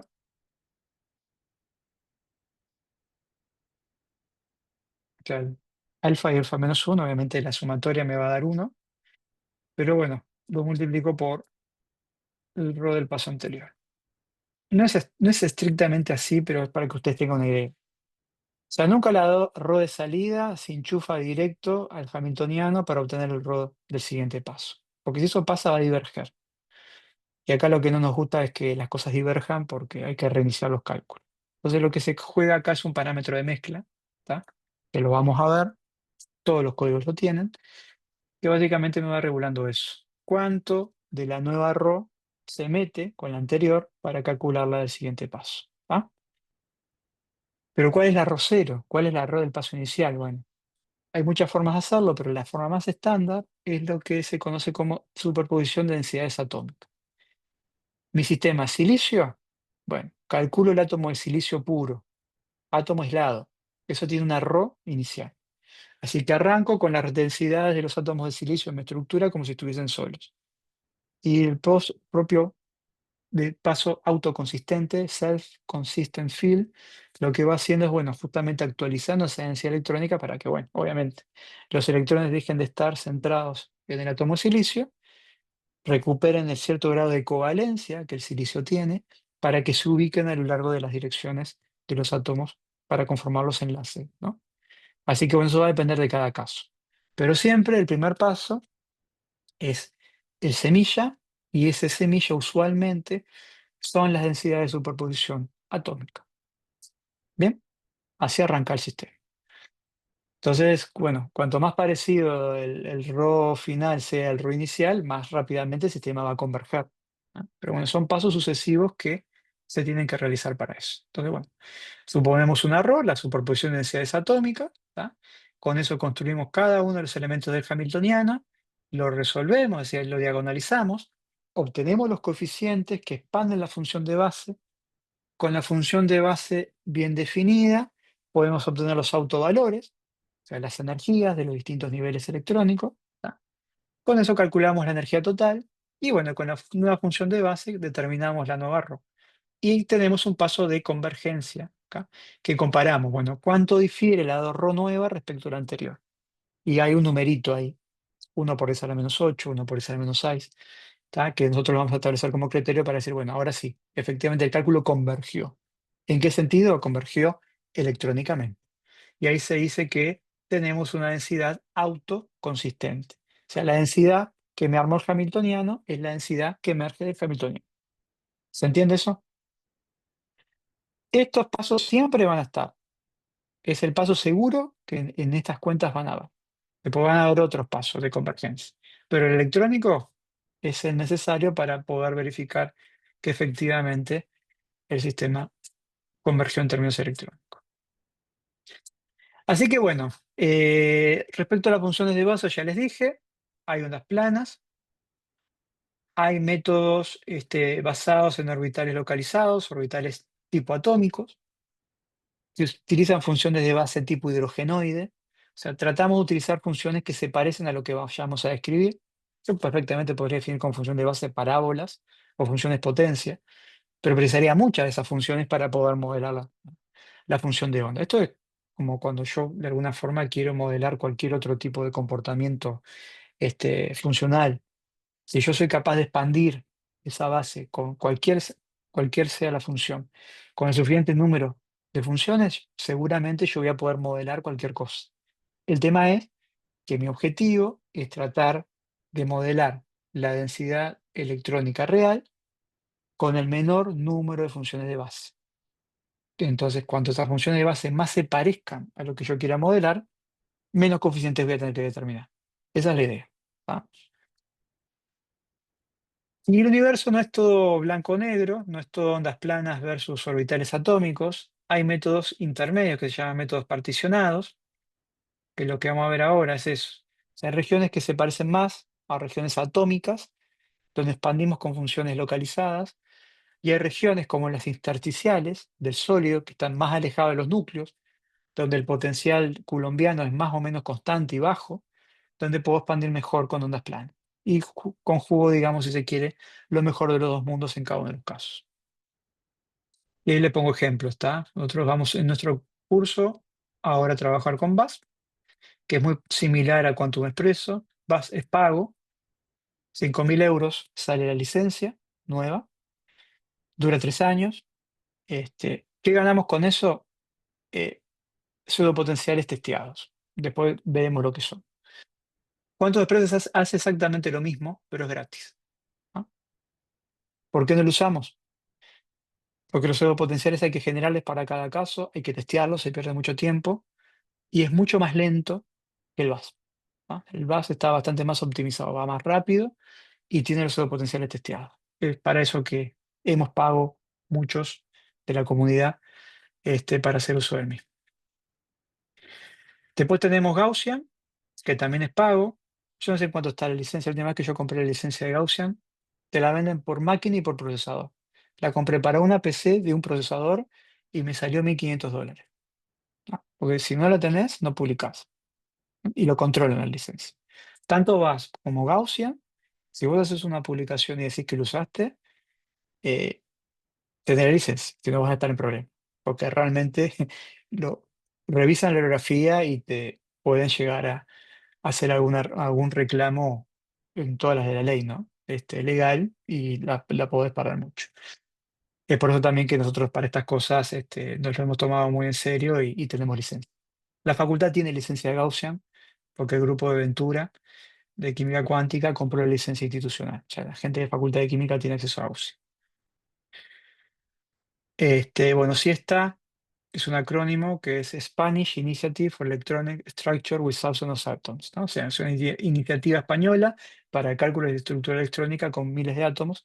Es como un Gaussian, pero no son Gaussianas analíticas, son Gaussianas numéricas.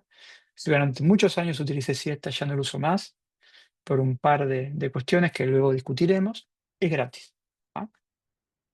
No anda muy bien para sistemas altamente correlacionados. Para óxidos no anda bien, pero para cuestiones orgánicas, como grafenos, nanotubos y demás, anda muy bien y es muy eficiente.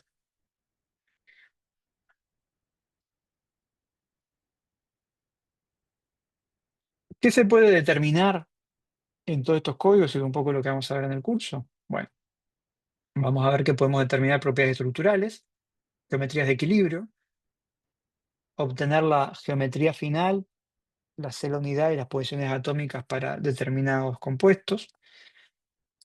Podemos determinar las propiedades mecánicas, la constante de elasticidad de un sólido, ¿no? Las 21 componentes, este, el CDJ igual CDJ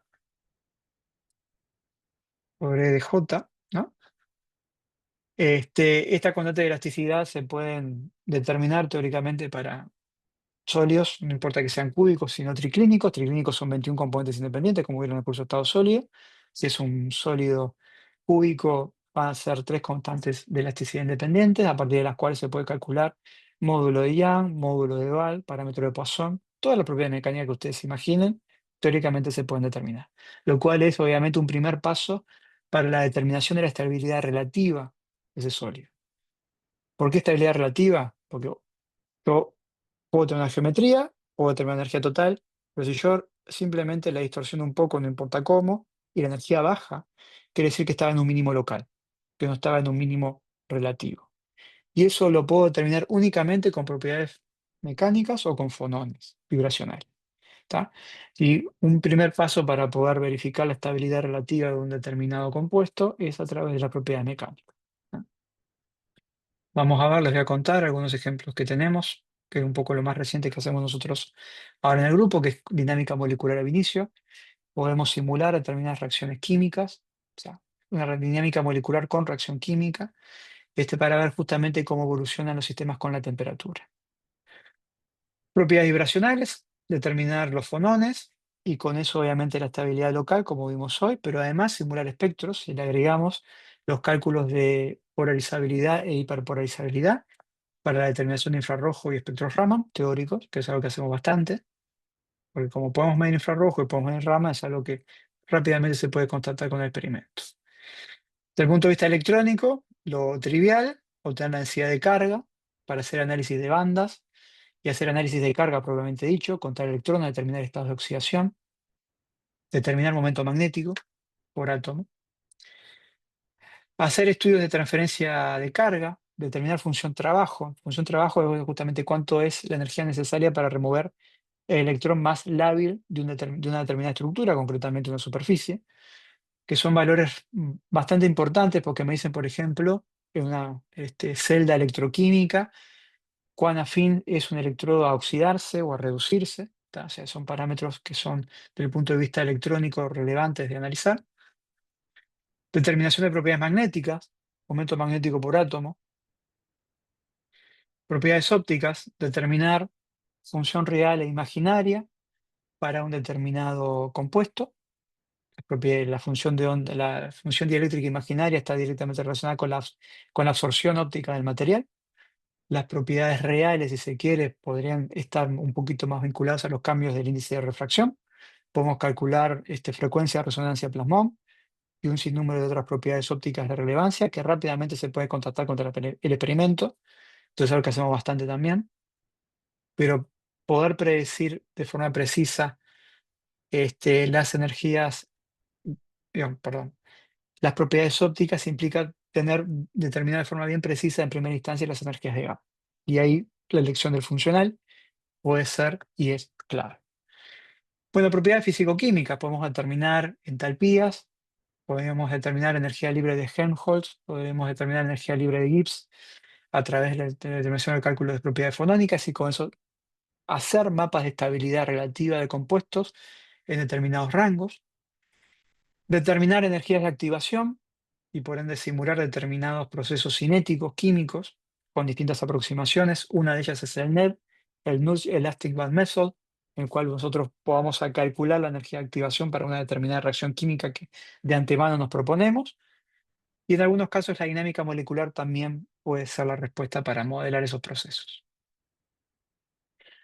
Así que bueno, respecto, y un poco para ir terminando la clase de hoy, vamos a seguir el martes que viene, tener en cuenta justamente por qué vamos a trabajar con algo que se denominan pseudopotenciales. ¿Ah? Entonces, algo que no lo aclaré, compré hoy simplemente por arriba que VASP tenía buenos pseudopotenciales, pero que si bien uno los puede calcular con cualquier código, los de VASP están testeados, los de otros códigos no. Bueno, ¿por qué? ¿Qué gano con eso? Bueno, imaginen que nosotros tenemos una región que vamos a denominar atómica, donde, bueno, voy a tener el núcleo y voy a tener un determinado radio de corte. Fuera de ese radio de corte, como les decía, por ejemplo, en un intersticio, en un sólido, se va a tener un potencial coulombiano promedio relativamente bajo y constante. Entonces, si el potencial es suave, la función de onda se bate menos, ¿tá? Tiene menos subidas y bajadas.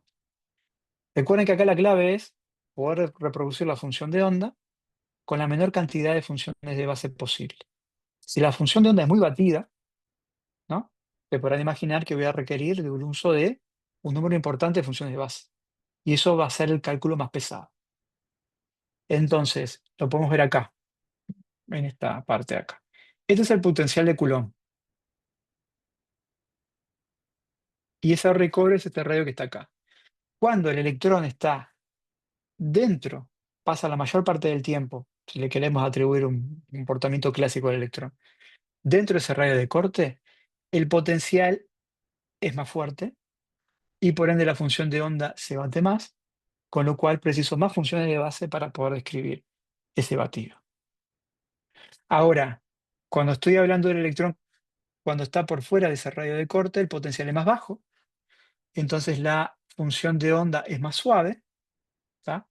La pseudo densidad electrónica es más suave también y requiere menos funciones de base. Entonces, ¿qué se suele hacer?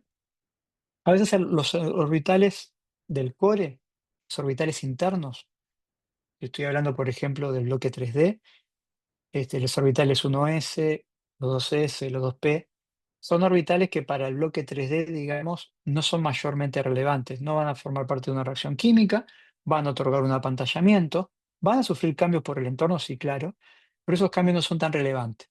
Los mayores cambios se dan en los electrones más externos, los electrones de valencia. ¿Está bien? Entonces, yo puedo separar los electrones en dos conjuntos, los que cambian poco y los que cambian mucho. Los que cambian mucho son los de valencia, los que cambian poco son los del cobre. Y si el cobre cambia poco, yo de alguna manera puedo, como a mí lo que me va a importar son los electrones por fuera de ese radio de corte, ¿tá? Bueno, trabajar con un potencial que no es el real, como por ejemplo, como el que está acá en la línea punteada, ¿m? Que obviamente es una función que no diverge, no, cuando estoy centrado en el átomo no se me va a menos infinito el potencial, ¿tá? Tiene un valor no nulo, perdón, no divergente en el cero, y es bastante suave en su construcción, como ven acá, ¿no? Ahí, ahí, ahí. Si esa función es suave, entonces la función acá en la interna, tanto en la pseudo función de onda como en la densidad electrónica, también va a ser suave. Pero esa parte a mí no me importa. ¿Cuál me va a importar a mí? La que está por fuera del core, donde como pueden ver, la real y la que se obtiene a través de las líneas punteadas es exactamente igual. ¿Tá? Entonces, ¿qué gano con esto? Funciones más suaves, que con menos funciones de base, reproduzco adecuadamente forma de la función, valores, energía y todo lo demás. ¿Ah? Entonces, trabajar con pseudopotenciales simplifica un montón. ¿Ah?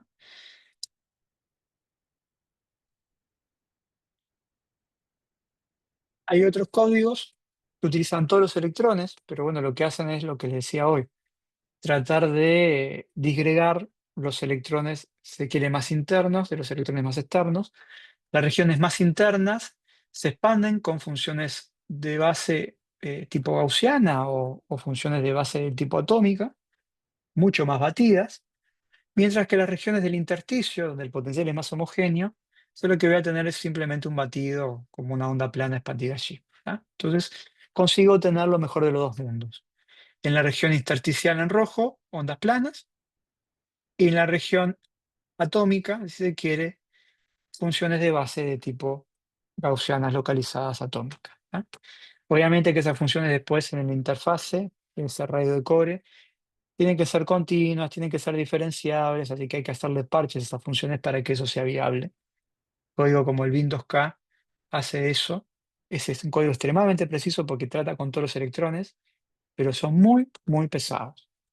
¿Por qué? Porque si lo comparo con Quantum Expresso Bus, que utiliza pseudopotenciales, los pseudopotenciales solamente le importan los electrones de valencia. Trabajo siempre con menos electrones que con los códigos que trabaja con todos los electrones, los all electron. Los códigos AE, all electron, liga con todos los electrones, son más precisos con determinadas propiedades hiperfinas, gradiente de campo eléctrico, la gente que trabaja en Mos-Bauer, espectroscopía Mos-Bauer, o espectroscopía de correlaciones correlacionadas, PAC, gente de La Plata trabaja mucho en eso, calcula justamente cómo la densidad electrónica en torno al núcleo genera un gradiente de campo eléctrico que modifica los niveles nucleares.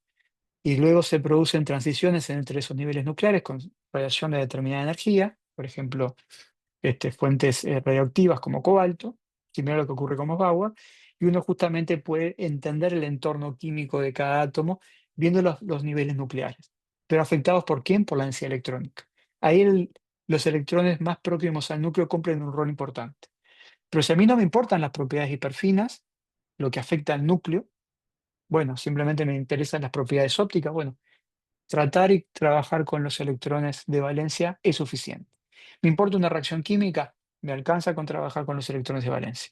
Me importan las propiedades magnéticas, me importan trabajar con los electrones de valencia. Entonces, y si trabajo con electrones de valencia, son menos electrones que todos los electrones. ¿No? Así que bueno, no es simplemente cualquier código de FT hace lo mismo, no. Cada código de FT tiene su énfasis puesto en determinadas propiedades, en determinadas características, que uno las va a elegir en función de lo que uno quiera procesar. Yo uso el Windows-K, lo sigo usando cuando quiero calcular, por ejemplo, características de Mobile, pero cuando no, no. ¿Ah? Así que bueno, no voy a detallar esto, simplemente para dar un ejemplo. Las funciones de base de tipo localizadas, como se ven acá, tenemos orbitales tipo S, orbitales tipo P, orbitales tipo D, orbitales tipo F. Son orbitales, ¿por qué se le dice localizados? Porque vamos a tomar para cada átomo, ¿tá? En principio la función de onda no se anula para un átomo aislado, ¿no? Va tendiendo asintóticamente a cero. Pero cuando yo tengo dos átomos, donde tiene cada uno su función de base, va a haber una región en la cual va a haber cierto grado de overlap, que yo voy a tener que combinarlos, ¿m? Para justamente ver cómo se expande esa base allí. Si esta cola es muy larga, hay muchas regiones en las cuales los dos se superponen, ¿tá? Y esto obviamente hace que el código trabaje mucho más. Entonces, una forma de paliar esta situación con las funciones de base localizadas es que, bueno, sean estrictamente cero por debajo de un determinado límite, que vendría a ser el radio del orbital, que no es cero en la vida real, simplemente yo por una cuestión numérica en algún momento lo tengo que truncar. Y no es simplemente llevarlo a cero, porque si la llevo a cero y lo corto, después en ese punto la función de onda no va a ser derivable y todas las operaciones que hagamos seguramente me generen divergencia. Entonces, ¿cómo hace esto, por ejemplo, el código Siesta? Pone el átomo en una caja de potencial y le aumenta el potencial para tratar de confinar la función de onda de la forma más amigable posible, para que solamente las paredes de potencial, la función de onda tenga un valor nulo. Y así genera los orbitales para luego utilizar en los métodos de superposición de orbitales atómicos. Te estoy contando opciones, hay muchas, algunas para que vean justamente cómo por construcción las metodologías son distintas, tienen sus ventajas y tienen sus desventajas. Si esto una vez que hace esto, tabula numéricamente los orbitales y luego hace combinación lineal de orbitales atómicos, como nos enseñan acá nosotros en química. Anda muy rápido, pero no es lo más preciso, porque una vez que tabuló numéricamente, no los vuelve a actualizar los orbitales. Otros códigos basados en ondas planas o en funciones de bases gaussianas analíticas sí lo van a hacer. ¿Ah? Así que bueno, eso lo vamos a ver un poquito más la clase que viene. Vamos a hablar justamente de estos orbitales atómicos, qué forma tienen, cómo se manejan, cómo se les da el nombre, para que luego cuando vean un paper sepan a qué están haciendo referencia. Cuando hicimos un cálculo con Gaussian con unas funciones de base 6-31G asterisco, ¿qué es eso? Me está hablando justamente en cómo están construidas esas funciones de base. ¿Tá? Así que bueno, si les parece, dejamos por acá y volvemos el martes próximo. Vamos a seguir un poquito más con esta parte de introducción y como les dije, vamos a hablar un poquito de cómo vinculamos la información de los sistemas cero-dimensionales, las moléculas, con los sólidos, ¿tá? Para luego sí entrar de lleno en cómo se realizan los cálculos en el contexto del código base. ¿Alguna duda? Yo tengo una duda, Por bueno, ahora. que es tipo, cómo hace el tema de los prácticos y eso? Capaz que no compete que esté dentro de la grabación. No, no, lo que vamos a hacer es después que vamos a ver un ejemplo simple que lo vamos a hacer entre todos, pero después, ¿se Mm, acuerdan que habíamos dicho de ir pensando un poco qué sistemas ustedes quieren calcular, sí. que sea viable, un sistema muy grande, para después, bueno, ahí vamos a bajar la estructura a través de un archivo CIF, vamos a generar el modelo, ustedes van a hacer el cálculo autoconsistente, van a optimizar esa geometría, y si les interesa propiedades ópticas, le van a calcular las propiedades ópticas a eso. Así es como van a ir avanzando, pero va a ser, Claro. digamos, O sea, práctico a va a ser de a práctico. poquito. Primero tenemos las Va a ser clases de a poquito, teóricas y después exacto. cuando poner, no sé, de acá a 2 semanas que ya vimos el primer cálculo, es que vamos a tener como los tutores que son Ahí los va. más integrantes del No, equipo. exacto. No tiene sentido que yo ahora les ponga un INCAR, por ejemplo, un archivo de input y le diga, esta es la energía de corte, esta es la cantidad de puntos K, porque no se va a entender nada. Lo que estamos No, viendo no, ahora es no, yo era avanzar un poquito. Sí, sí. Pero para sí, ir como vamos a avanzar primero organizando. en el teórico lo Ah, suficiente. Vamos a ver cómo después se estructura el código que vamos a usar, que es el Bash. Vamos a hacer un ejemplo súper simple y rápido para que vean cómo la estructura. Y después sí, como les dije la otra vez, cada uno de ustedes va a tener un tutor del curso. O sea, tenemos tres tutores, tenemos tres estudiantes, así que va a ser ahí va, bastante personalizado. Y ahí vamos a empezar a avanzar con el práctico propiamente dicho. ahí va, tremendo. Bien, no sé si hay otra pregunta más. Un detalle, Sí. pero práctico como hacer ejercicios, por ejemplo, para reconocer No, estas no, funciones, dibujarlas y eso. no, claro, no, lo que van a hacer es, van a coordinar con el tutor que les toque. Recuerden que van a tener que instalar un par de herramientas en sus computadoras para poder acceder a las máquinas nuestras. No digo clúster Bien. porque no es un clúster. Sería muy atrevido de mi parte. Este, esperen que pare la grabación